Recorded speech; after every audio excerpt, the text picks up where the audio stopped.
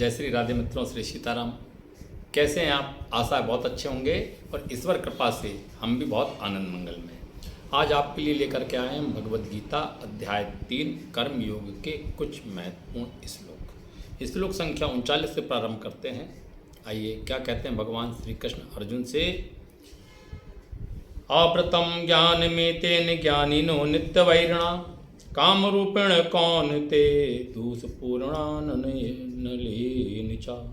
काम रूपेण कौन ते दुष्पूरेण अनलेनिचा। अर्थात क्या अर्थ है इस श्लोक का, बहुत ध्यानपूर्वक सुनिएगा। भगवान कर्म योग का वर्णन अर्जुन के लिए करते हैं। अर्जुन कुरुक्षेत्र के मैदान में है। अद्भुत सेनाएं वहाँ पर विराजमान हैं। उन सेनाओं को देख करके, उन सेनाओं के बीच में अपने बंधु बांधवों को देख करके अर्जुन को लगा कि इनका वध करना उचित नहीं है। विषाद योग में है अर्जुन, युद्ध नहीं करना चाहता है।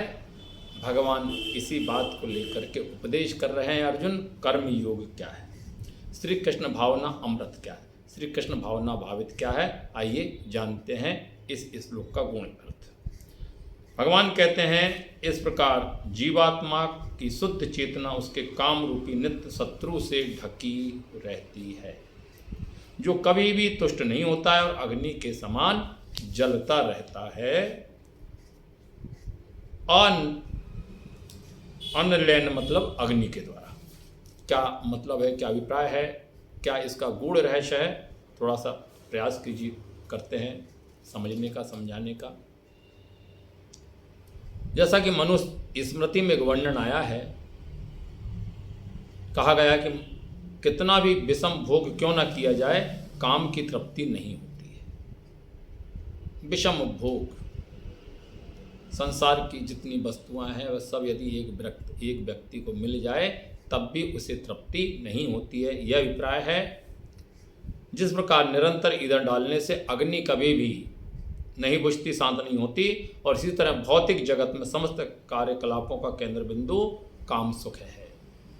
अतः इस जगत में मैथुन्य आगार या विषय जीवन को हथकड़ी के रूप में कहा गया है। एक सामान्य बंदीगृह में अपराधियों को क्षणों के भीतर रखा जाता है, जेल में यानी कारागार में रखा जाता है। इस प्रकार जो अपराधी भगवान के नियमों की अवज्ञा करते हैं वे मैथुन जीवन द्वारा बंदी बनाए जाते हैं। इंद्रिय तृप्ति के आधार पर भौतिक सभ्यता की प्रगति का अर्थ है इस जगत में जीवात्मा की बंधन अवधि को बढ़ाना। अतः यह काम अज्ञान का प्रतीक है जिसके द्वारा जीवात्मा को इस संसार में रखा जाता है। इंद्रिय तृप्ति का भोग करते समय हो सकता है कि कुछ प्रसन्नता की अनुभूति हो, किंतु यह प्रसन्नता की अनुभूति या इंद्रिय भोक्ता का चरम शत्रु है। और अगले श्लोक में भगवान क्या कहते हैं, बहुत ध्यानपूर्वक सुनिएगा। इंद्रियाणि मनोबुद्धि रस्याधिष्ठान मुच्यते एतैर्विमोहयत शेष ज्ञानमावृत्य देहिनम्। श्लोक संख्या 40 है। अध्याय 3 कर्मयोग है। इसका अर्थ है कि इंद्रियां, मन तथा बुद्धि इस काम के निवास स्थान हैं। इनके द्वारा यह काम जीवात्मा के वास्तविक ज्ञान को ढककर उसे मोहित कर लेता है। क्या अभिप्राय है इसका? भगवान के परम भक्त जो है, ज्ञानी जन हैं, वैष्णव जन है, इसका व्याख्या करते हैं इस श्लोक की। चूंकि शत्रु ने वध्य जीव के शरीर में विभिन्न सामरिक स्थानों पर अपना अधिकार कर लिया है, अतः भगवान कृष्ण उन स्थानों का संकेत कर रहे हैं जिससे शत्रु को जीतने वाला ये जान ले कि शत्रु कहाँ पर है। मन समस्त इंद्रियों के कार्यकलापों का केंद्र बिंदु है। अतः जब हम इंद्रिय विषयों के संबंध में सुनते हैं तो मन इंद्रिय तृप्ति के समस्त भावों का आगार बन जाता है। इस तरह मन तथा इंद्रियों काम की शरण स्थली बन जाते हैं और इसके बाद बुद्धि ऐसी कामपूर्ण रुचियों की राजधानी बन जाती है। बुद्धि आत्मा की निकट पड़ोसन है। काममय बुद्धि से आत्मा प्रभावित होता है। काममय बुद्धि से जिससे उसमें अहंकार उत्पन्न होता है और वह पदार्थ में तथा इस प्रकार मन तथा इंद्रियों से अपना तादात्म्य बिठा लेता है, कर लेता है, अर्थात आत्मा को भौतिक इंद्रियों का भोग करने की लत पड़ जाती है, जिसे वह वास्तविक सुख मान बैठता है। अर्थात अगले श्लोक में भगवान इस बात को और स्पष्ट करते हैं कि इसलिए हे अर्जुन, प्रारंभ में ही इंद्रियों को बस में करके इस पाप के महान प्रतीक काम का दमन कर देना चाहिए और ज्ञान तथा आत्म साक्षात्कार के इस विनाशकर्ता का वध करो। तस्मात्मिन्द्रियादो नियम भर्तर स्वाहा पाप मानम प्रजहि होय ज्ञान विज्ञान नाशनम। भगवान ने अर्जुन से कहा, प्रारंभ से इंद्रिय संयम करने का उपदेश दिया, जिससे वह सब पापी शत्रु काम का दमन कर सके और आत्म साक्षात्कार तथा आत्मज्ञान की उत्कंठा को विनिष्ट करने वाला है। ज्ञान का अर्थ है आत्म तथा अनात्म के भेद का बोध, अर्थात यह ज्ञान की आत्मा शरीर नहीं है। विज्ञान से आत्मा की स्वाभाविक स्थिति तथा परमात्मा के साथ उसके संबंध का विशिष्ट ज्ञान सूचित होता है। इस संदर्भ में श्रीमद् भागवत महापुराण में भी बहुत सुंदर वर्णन आए हैं, कभी उनकी व्याख्या करेंगे। और चलिए भगवान श्री कृष्ण अर्जुन से क्या कहते हैं अगले श्लोक में। इंद्रियाणि परायणे और इंद्रियभ्ये परम मनहा मनसस्तु परहा बुद्धियो बुद्धे परतस्तु साह।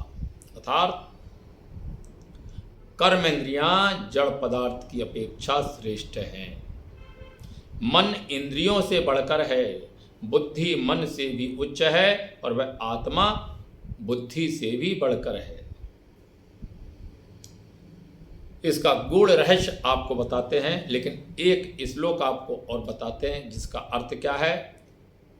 एवं बुद्धे परम बुद्धवा समसस्तभ्यात्मात्मना और जही शत्रु महाबाहो काम रूपम तुरासदम। अर्थात बहुत ध्यानपूर्वक सुनिए, अर्जुन से कहते हैं भगवान, हे अर्जुन, अपने आप को भौतिक इंद्रियों तथा मन तथा बुद्धि से परे जानकर और मन को सावधान आध्यात्मिक बुद्धि कृष्ण भावनामृत, जो कार्य आध्यात्मिक बुद्धि के माध्यम से किए जाते हैं वे सभी कृष्ण भावना अमृत कहलाते हैं।